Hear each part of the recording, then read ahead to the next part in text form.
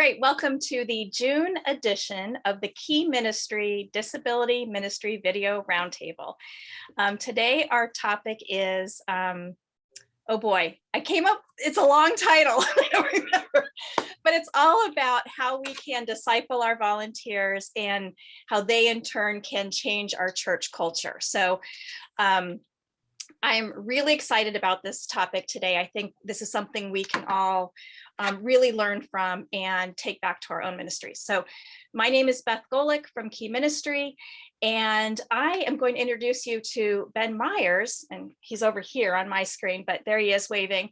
And so he and I met by Zoom a couple weeks ago and just had this great conversation, and he just really fun guy to talk to, but he has some really great information too from his experience with the camp that he works for. So I'm going to actually, Ben, ask you to share a little bit about, kind of some of the things we talked about, and then we can just open it up to discussion and questions. Can do. Good afternoon, everybody. My name is Ben. We had a Zoom call, which was, like you said, a fun time. We were talking shop, and I don't know, I probably got on 2 or 3 soapboxes, which were very much kindred spirit for us. And as we talked, I think the excitement on the call just kept going up and up and up. And so this is kind of the follow-up to that. And so my name is Ben. I'm the director of Arrowhead Bible Camp. I actually saw, we're in Northeast PA. I saw Allison is also from, well, she's just across the border in New York, but we've known her for years. And she even served here at the camp in high school and probably early college age. So it was fun to see that name pop up. The connection with Key Ministry seems like it for us and for myself has been recent, but all of a sudden there's all these connections that are happening and folks that I know that know you and back and forth and vice versa. So it's a real privilege to be a part of this little network and the family that seems to be built around it. So thanks for letting me be a part of it, and I'm glad to be here today. So we're over in Northeast PA. We're a year-round Bible camp. So everything you would think about when you think of camp, that's what we do, except our programming is for teens and adults with disabilities, and we run year-round. At this point, we're doing 18 weeks a year, but we are looking this fall to expand, and we'll jump to 35 weeks a year, which if you take a breath and go, whoa. So we're excited because we're in the middle of the summer now. Actually, this week we have campers on site. It's a one-to-one program for us. We run a couple different types of programs. One is where we'll have 4 or 5 campers that are being cared for by a counselor. And then we have our one-to-one sessions like this week where each camper requires individual care. And so we give that one-to-one supervision. And then we've got missions teams on site and our staff and program staff. So there's quite a few folks bopping around as we're taking care of people this week. So we're excited for the expansion. And as we do that, we're constantly talking about how we do what we do and why we do it. And so one of those soapboxes I jumped on when we were talking was about culture and what it's like for organizations, especially churches, to engage with people, to build culture, to share and cast vision, and have it actually go out. Right, go out to the church and then come back. So I'm excited to share a few thoughts from that, but more excited for the conversation that'll happen. All right, well, we are glad to have you here. And so, yeah, if you want to kind of jump in and share some of your thoughts, and then again, everybody, this is a discussion on a webinar. So, feel free to raise your hand or do the chat or unmute yourself to join the conversation. Yeah, good. One question that came to mind as I was thinking and preparing for today was, I wonder if your ministry, your disability ministry at your church or organization is or feels like a side job, like a side ministry or someone's pet project, or just a nice thing that the church does, or is it a part of the DNA of the church? So that's a good question to ponder. I see some heads nodding. So let's take that question. What have you experienced, or what's going on in your church? Is it part of the DNA, or does it seem like it's this thing off to the side that is sort of happening? Sorry, this is Bronwyn Shrek for right now today. So I think I've been at this for I don't know, about 5 years or so. And I think at the beginning it was this like kind of side add-on, something that we're gonna do because our community has a high percentage of families impacted by disability because of some of the services and the university that's here. But over time, I think it has evolved. But I think part of that is because my particular role, I went from being like a part-time coordinator at the church to becoming a pastor. So I got way more like FaceTime, like I'm preaching on Sunday. And so I think that has elevated it a little bit. And like, I have like mixed feelings about that, right? About like how it went. But I do think, whatever way God moves it is the way he moves it. But it has taken some time. And I would say, in answer to your question, we're probably in the middle, right? Of those two extremes that you mentioned. Part of the DNA of the whole church, probably not. The DNA of our children youth ministry, yeah, probably. So, it's an ever evolving process. Nice. Thank you. Who else? Hey, my name's Josh. I'm here in Orlando. We actually just started up last year at our church, and it kind of started off kind of like a little bit of a project, and it gained some weight and then kind of like plateaued. So I'm running into a little bit of opposition from leadership as far as where do we go from here, and as far as the culture and what we got going on is pretty out there. It's kind of one-sided, and for some individuals, and another side for the other individuals. I actually get to partner closely with Nathaniel's Hope, and that as far as our children's ministry, we're doing pretty well at the church. We actually just started on our 11 a.m. service, incorporated into a special needs program into our main campus. So that is actually starting to prosper a little bit. So that's where we're at the church where I'm at. Thank Thank you. you. So now we've heard from California and from Florida. So now let's go in the middle, and Barb, Ohio. Well, I'd say ours is like Bronwyn's, kind of in the middle. The whole church is embracing of our disability ministry. Actually, everybody, we talk about it often from the platform, and people love it and embrace it. But as far as the real training and the real like people who are doing things, it's mainly in the children's ministry and the youth ministry. But I'll say this, also like Bronwyn's experience, when we first started, because we started like 8 years ago, I think it was to the side because I think that the leadership was nervous that it wouldn't be successful. And so there is some tension with that they don't want to invest or in too much in it until they know. And then once we started showing we could do it, we were very, very, very intentional, and still are to this day, about celebrating our wins and inviting people in. So with that, I cannot say enough nice things about the support we have from our church. If I ask for something, almost 100% of the time we get it because they want it to be successful. And that's because we haven't made it. It's about our disability ministry. It is about our whole staff working together. I would still do, we'll send wins to the church staff just to say, here's a praise. I want to thank you for your part in this. I will send prayer requests and praises to the advisory team meetings sometimes.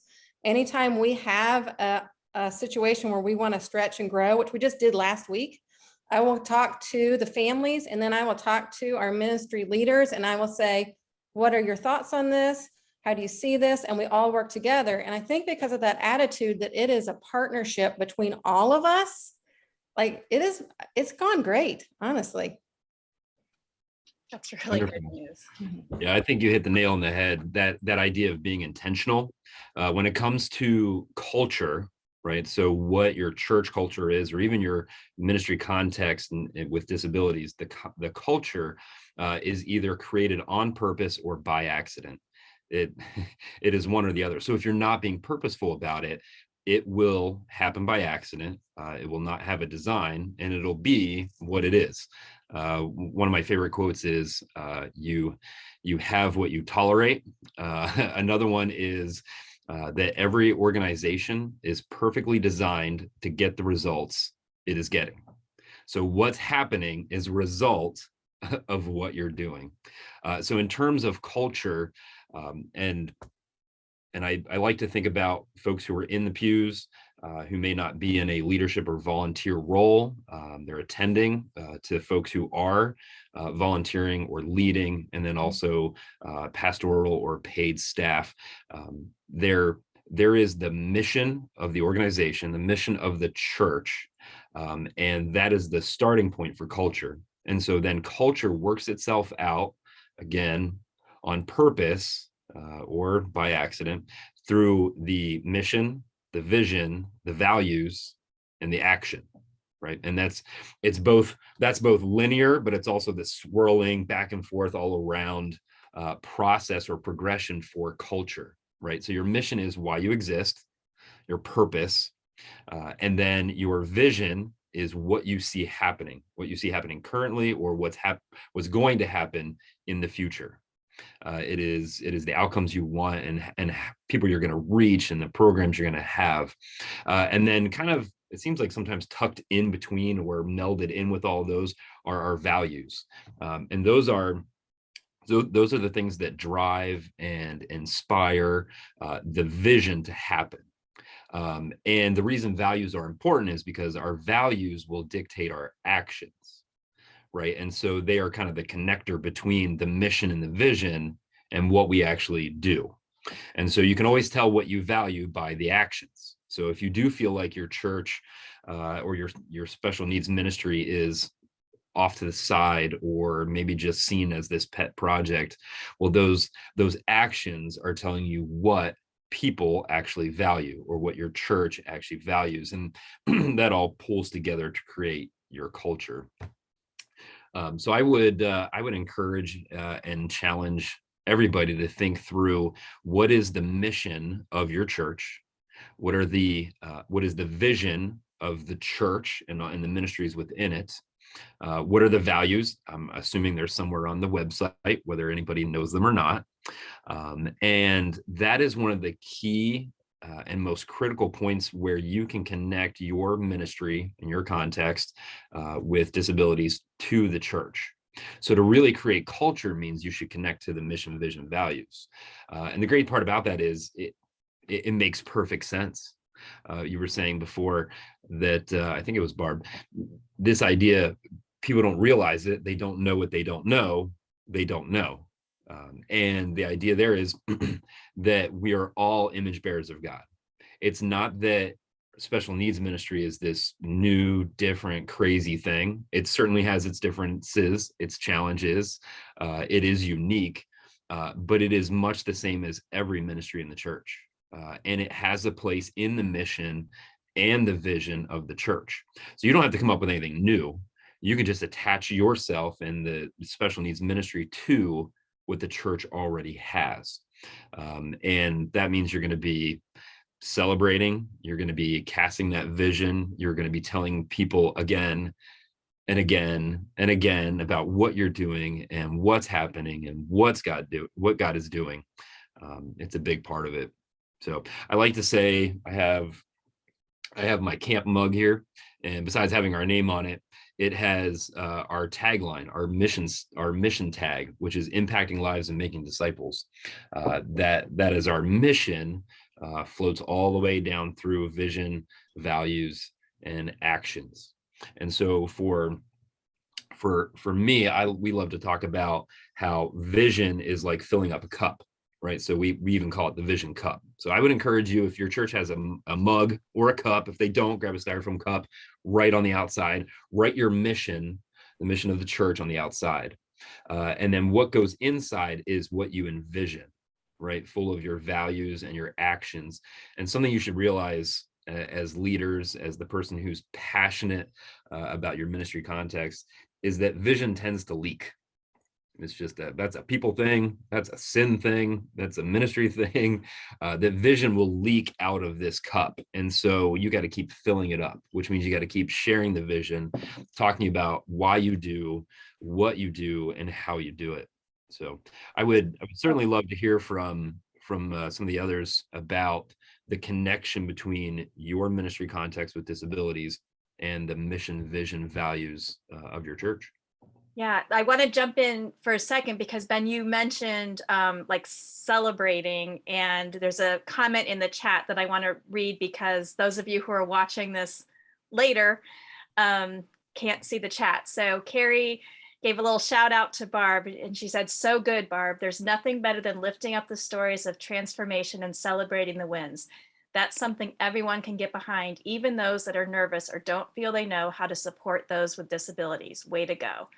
So that's like continuing to cast the vision and share those celebrations. I love that.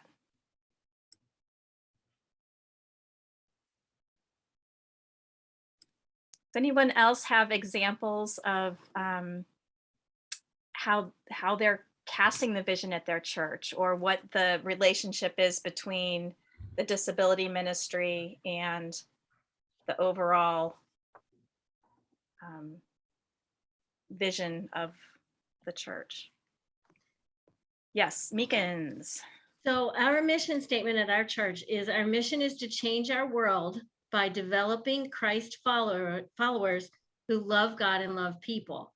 And I feel like what we've experienced being part of the church for the last almost 8 years is that we are growing into that with the disability ministry, because our pastor, our lead pastor, our senior pastor, has such a compassion for this people group. He is now bringing it to the platform really a lot more than we have ever seen. So it has been a huge blessing to see that, because we know when Pastor Jonathan is involved in anything, it grows exponentially. It's just what happens, right?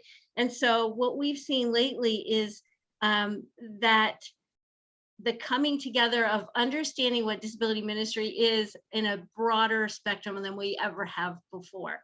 And I love the idea of culture, changing the culture, the thinking. It's not a side project. This is, and you are missing a blessing, church, if you do not have at your central core this disability ministry as essential as the youth ministry, as essential as any other ministry that you have, the marriage ministry, whatever else you can think of. So I'm excited. I think that we are headed in the right direction. And because of our pastor and his compassion for this people group, I think it's just going to continue to grow that way. And we are very excited about that. And Ben, we love everything that you just shared. And I can't wait to take it back to our people. So thank you for that. Yeah, what's exciting is to combine the disability ministry with the purpose, the mission behind the church, because it fits in there perfectly. Well, and I would venture to say that probably most of our churches have in our mission statements have something about making disciples and, you know, going out and sending. And so that fits so perfectly into what we're doing, right? Amanda, did you have something to share? Your mic was off a second ago.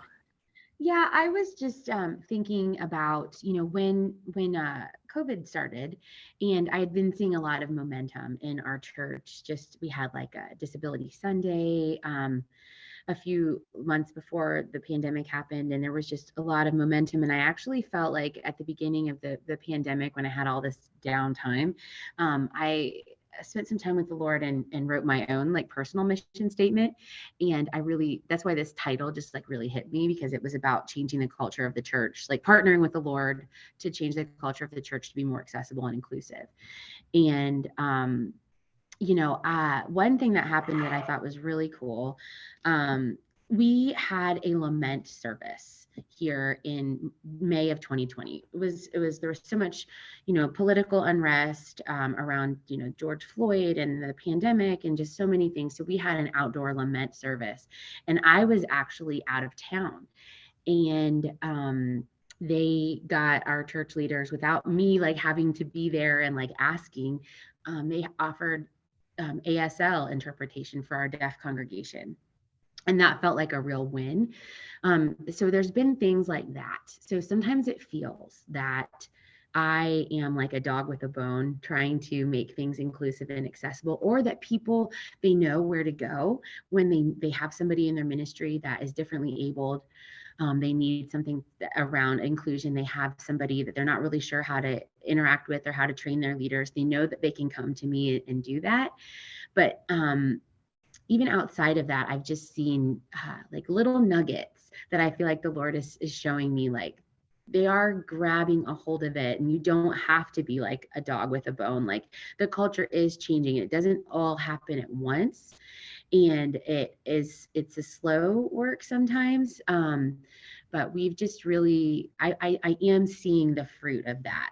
And sometimes it does feel like, oh man, like they just, they'll just come, they just expect, me to handle it or to teach them how to handle it. And in a way, yeah, that's true. Like I do handle it and I will teach them how to do it. But I really think that, this is like, we're seeing this, like there's a real moment, we're having a real moment in disability ministry. And, it's things like this. And I do think that God is changing the culture one church at a time through one person at a time. And it's very grassroots, just like our ministries. So I am seeing it.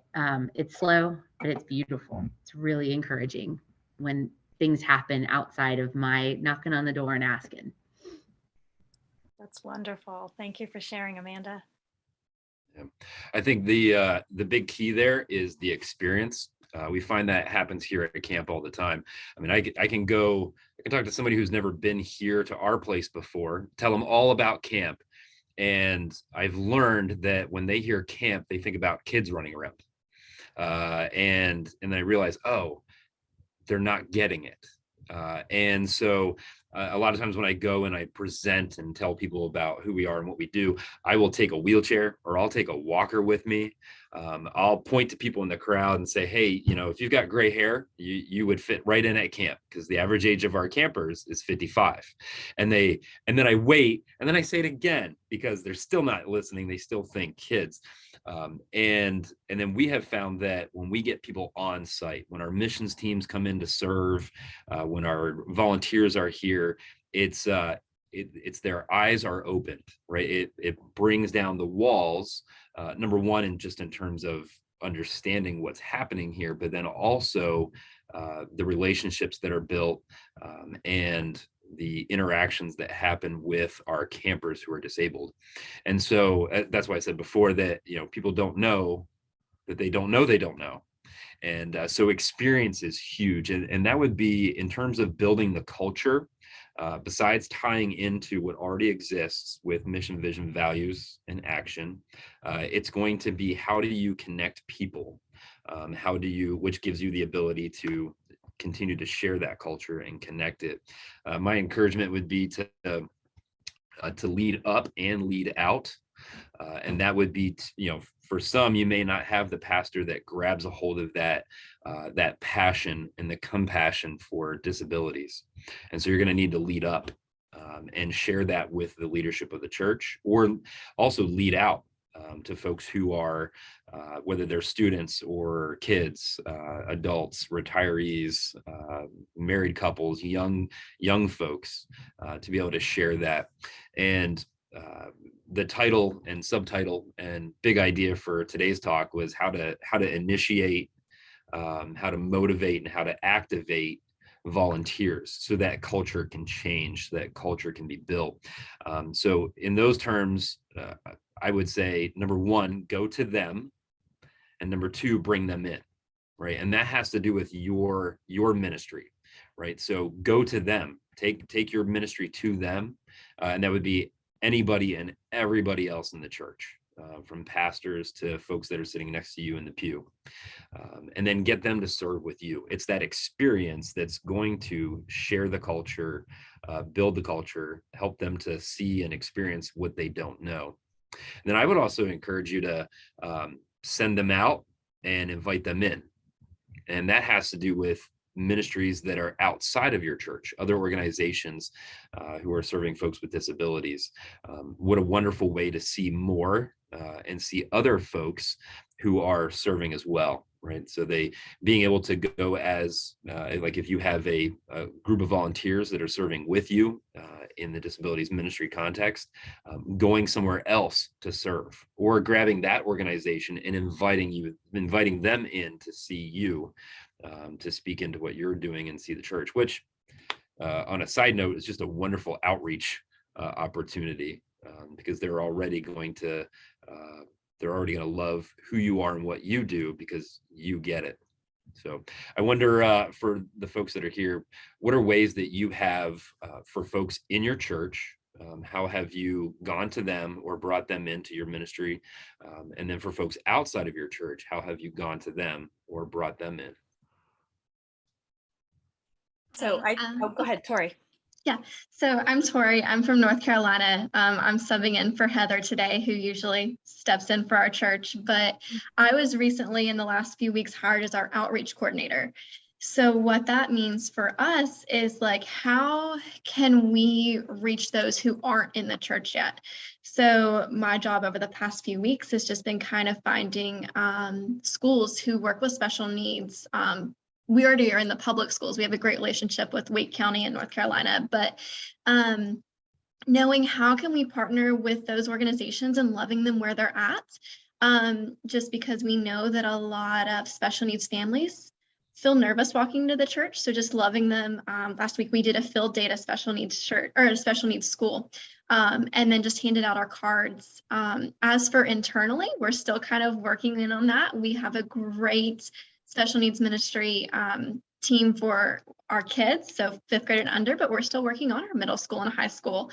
And then part of my job is also, how can we connect our young adults and our adults who are affected by special needs, and include them into our daily weekly events that our special needs or our everybody else has for these people. So I've been doing a lot of observing the last few weeks with our special needs friends to see how they're interacting in these normal everyday young adult classes, and seeing what can we do to kind of bring them along. And our staff with the young adults ministry and even our middle school ministry have been awesome. They've been like, how can we help? What can we do? Like, is there something we need to maybe not change, but maybe like fix a little bit with our programming, so that there's not as much sensory overload or whatever it may be. So we've seen some really cool things within the church, as well as what we hope to see with outreach in the coming months as I really get started with that part of our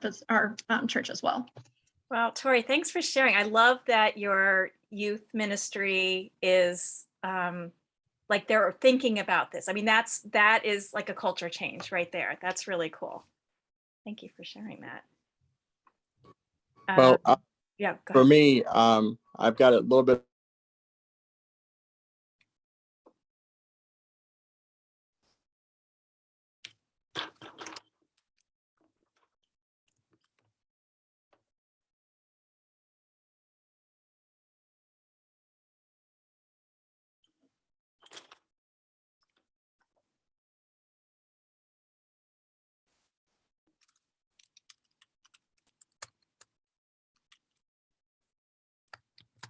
The culture.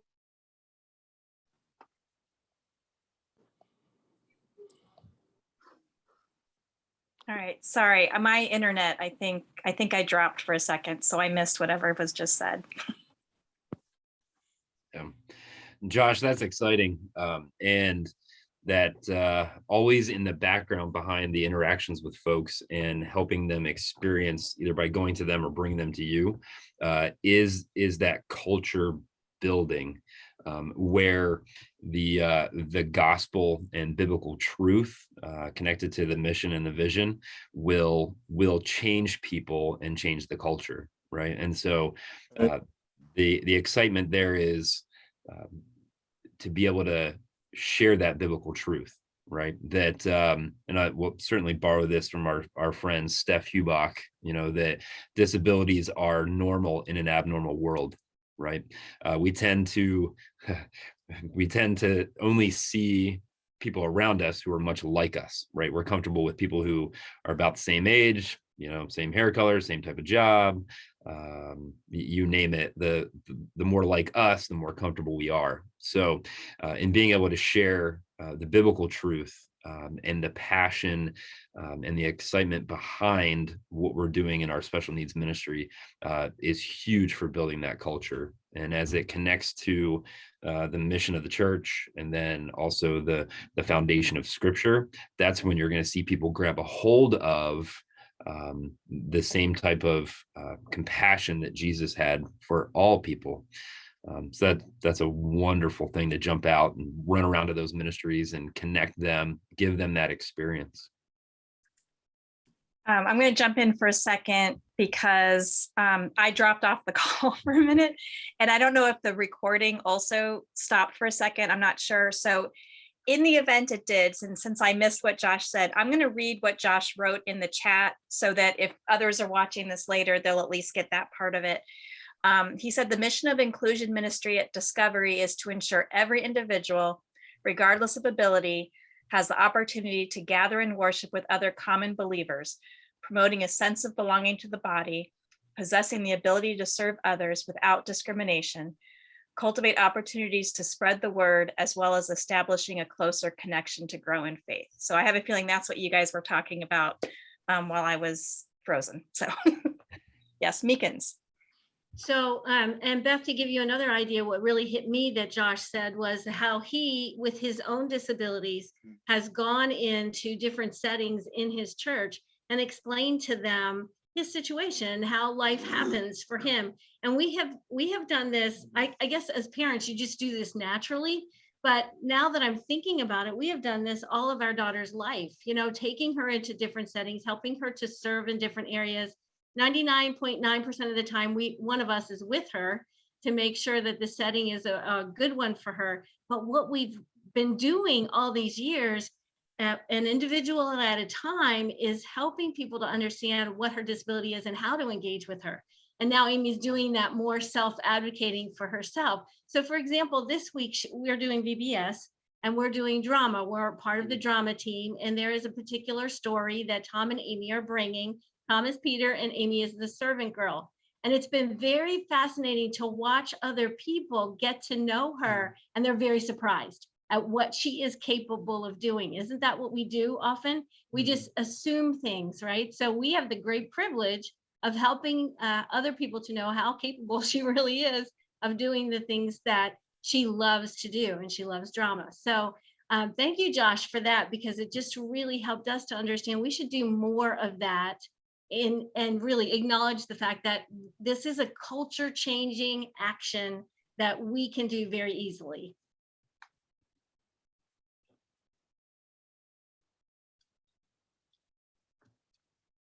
Yes, Barb. And thank you, Meekins. That was great. Thank you. I was just thinking on the culture change. I think another thing that's really important in culture change is that when we educate people, we give them motivation for why we should do something.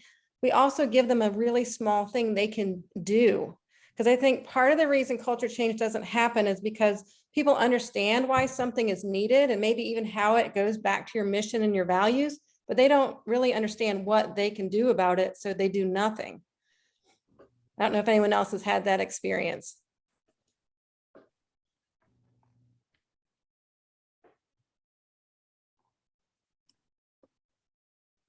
I saw some heads nod, but no hands up.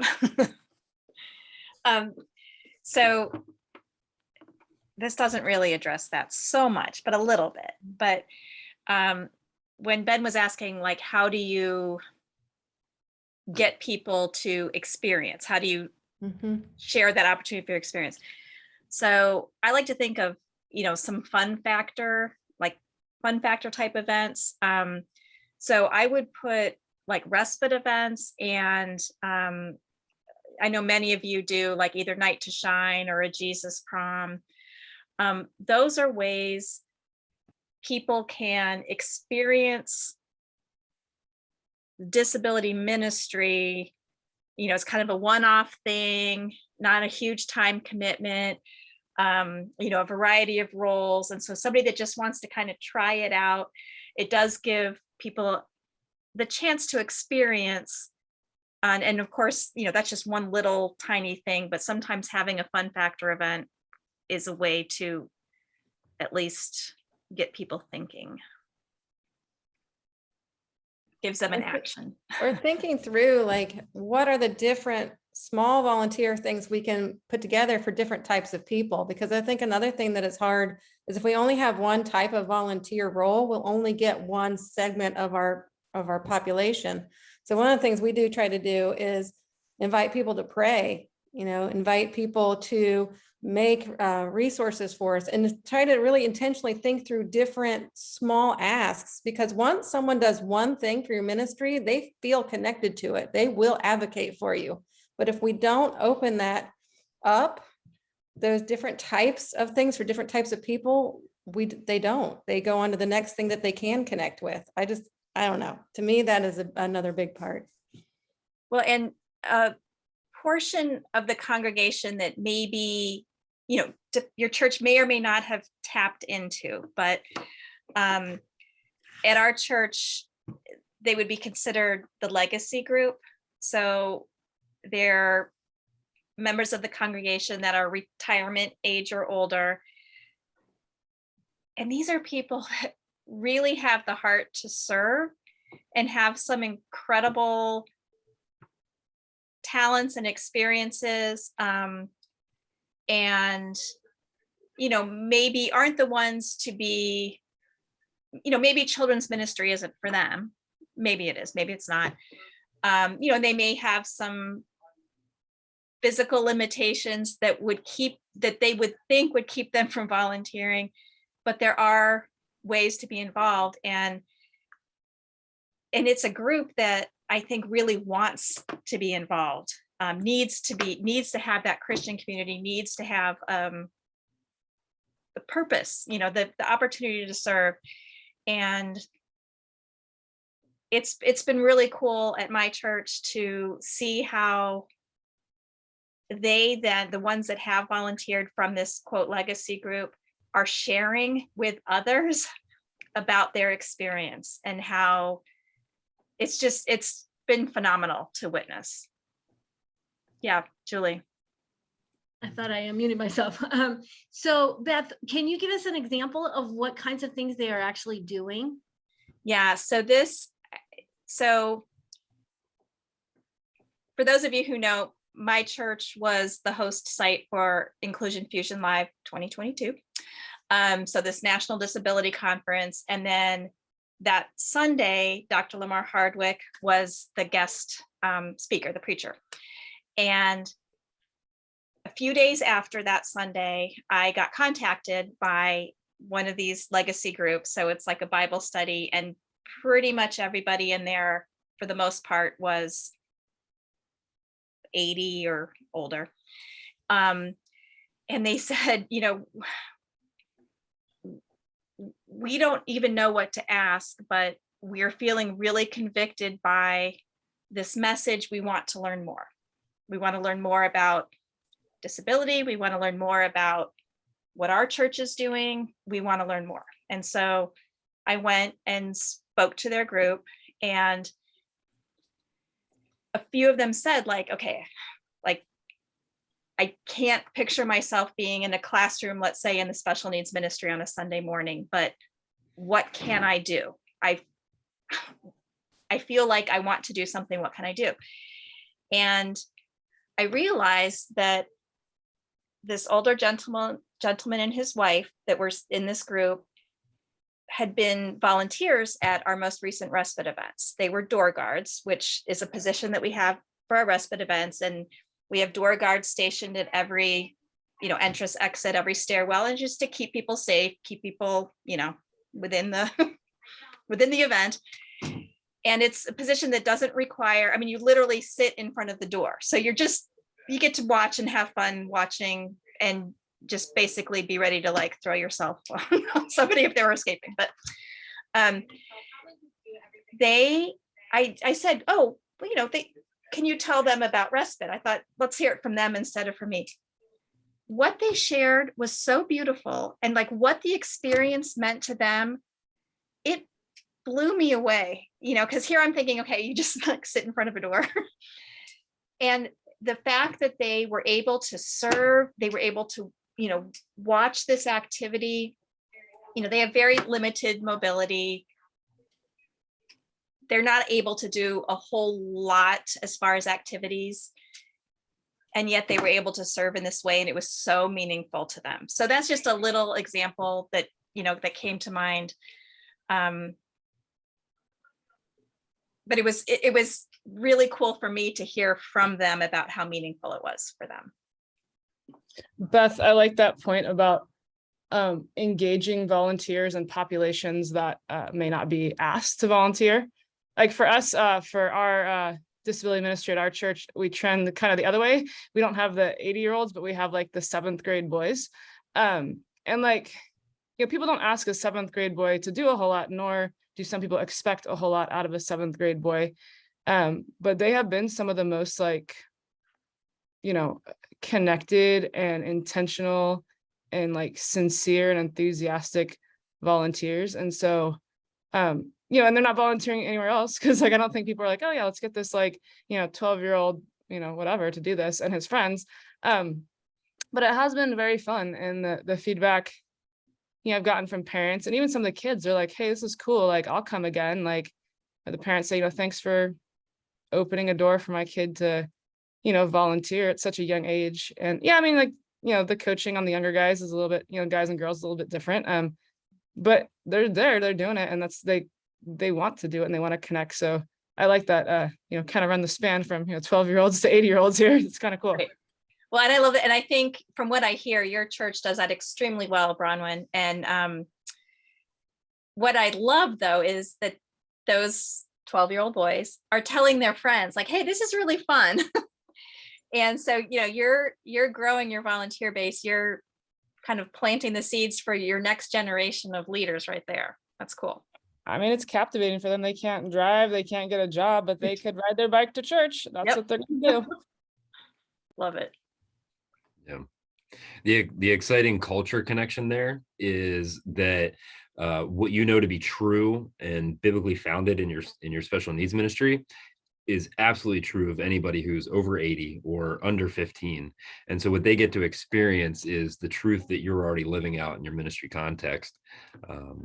One of the other things that came to mind as we were leading up to today is you might not be the person who's super excited to think of these new ideas of how can we connect people and what can we do, or you might not be the person who is ready to jump up in front of the church and tell everybody about your ministry.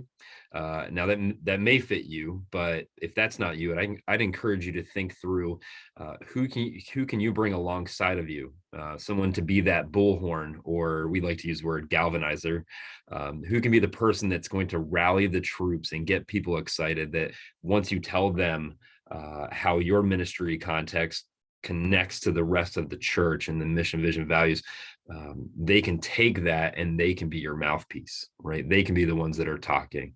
Or it might be somebody who, you could find, maybe it's a lawyer in your church, or maybe it's a mom of 4 kids, or it's a teenager who's great at math. You have no idea who this person is, who's going to have that God-given design to come up with ideas. And all you have to do is sit down and be like, hey, I'm trying to do this. Hey, I want to have something happen in this area, or I want to move in this direction. And they're the kind of person that'll just come up with 40 ideas right off the top of their head. So I think the big part of building that culture is also bringing people around you who God has wired and gifted, who can do things that you can't, and with a little bit of direction or help or vision casting from you, could do it 10 times better. Yeah, people will pay more attention to the message when they're hearing it from their own people. Yep. The message needs to come from a variety of voices, not just your voice. And when you have poured into the volunteers, like Ben, that's what struck me so much when we were talking, like your volunteers are then the champions for this, and then they're telling their own networks. And that's where the message really gets out, I think.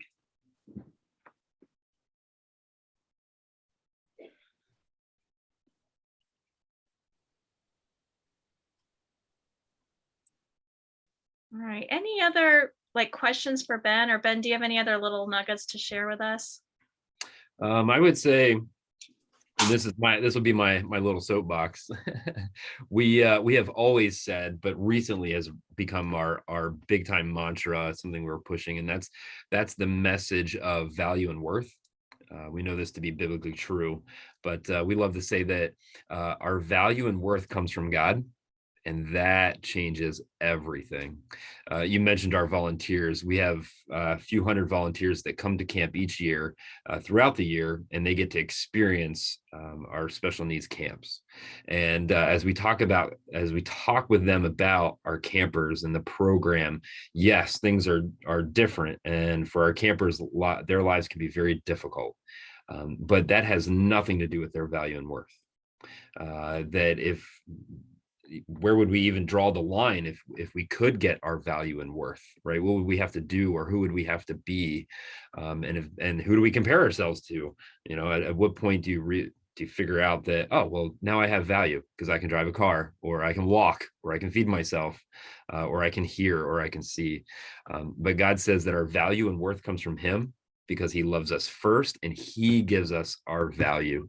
And so that really does change everything, because now you're not trying to gain your value and worth by, you know, serving the most at church, or being an elder, or for the students in the ministry, you know, being in sports, or being, you know, the most popular kid in the youth group, or for somebody who's in their 80s, you know, getting their value and worth because, well, they can move tables and chairs without any assistance, or all day long, or they can drive, or whatever it is.